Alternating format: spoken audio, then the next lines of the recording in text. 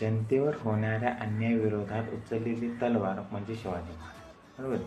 तर मग ती जनता कोणत्या जातीची होती, कोणत्या धर्माची होती याच्याशी काही संबंध नव्हता. त्यांच्यावर अन्याय होत होता, त्यांना ते बघवलं नाही आणि त्यासाठी त्यांनी स्वराज्याची स्थापना करून अन्यायाविरोधात लढा लढला, बरोबर. पण आता आपल्याला जर एखाद्यावर अन्याय झाला तर आपल्याला आता तलवार उचलता येणार नाही.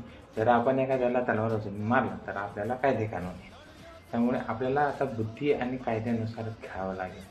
आता आपण बघतोय आजूबाजूला की जास्तीत जास्त मुलं ही इंग्लिश मिडियमला जात आहेत, मराठी शाळा जास्तीत जास्त बंद होत आहेत. तर त्याच्यावर विषय असला पाहिजे, पहिली गोष्ट, बरोबर.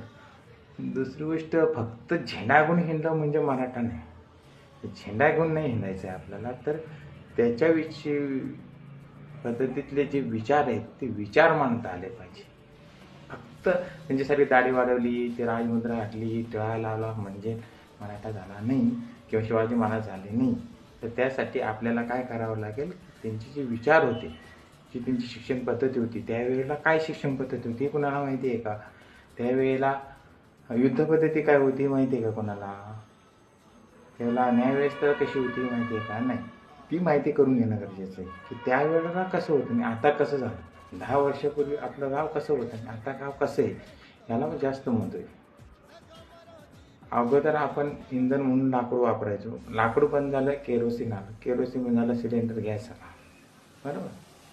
शेतकऱ्याची मुलं आधुनिकतेच्या नावाखाली शहराकडे गेली. पण त्या गोष्टींमध्ये जो आपला लॉस होतोय तो कोण बघतोय का? म्हणजे कसं होतंय की आपण गॅस वापरायला चालू केली म्हणून काही वृक्षतोडी कमी झाली का? नाही. ह्या 10 वर्षात जेवढी वृक्षतोडी झाली त्याच्या अगोदर कधीच झाली नव्हती. याचा अर्थ त्याचा वापर बिझनेससाठी करण्यात येणार होता, म्हणून मग ते आपल्याला सिलेंडरची सवय लागली. पण सिलेंडर पण आता हळूहळू महाग होते. काही काळानंतर 1-2-3 पिढ्या गेल्यानंतर मुलांना हे कळणार पण नाही की इंधन म्हणून लाकूड वापरलं जात होतं किंवा जो आपण अन्न खातोय ते शेतामध्ये पिकवलं पण जातं हे मुलांना उद्या कळणार नाही, अजिबात कळणार नाही. कारण की शेती ही झिरो झालेली मुलांचं नाव, ABCD काहीच माहिती नाही मुलांना शेतीची. आणि या गोष्टीवर घाणेरडं पॉलिटिक्स करून राज्यकर्ते आपले राज्य करतात, पण आपण पण त्यांची साथ देतो, ही चुकीचं आहे.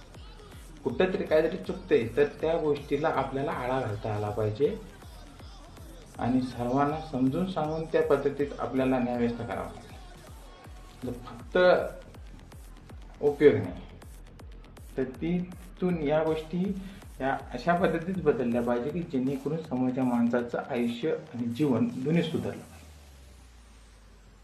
जय महाराष्ट्र.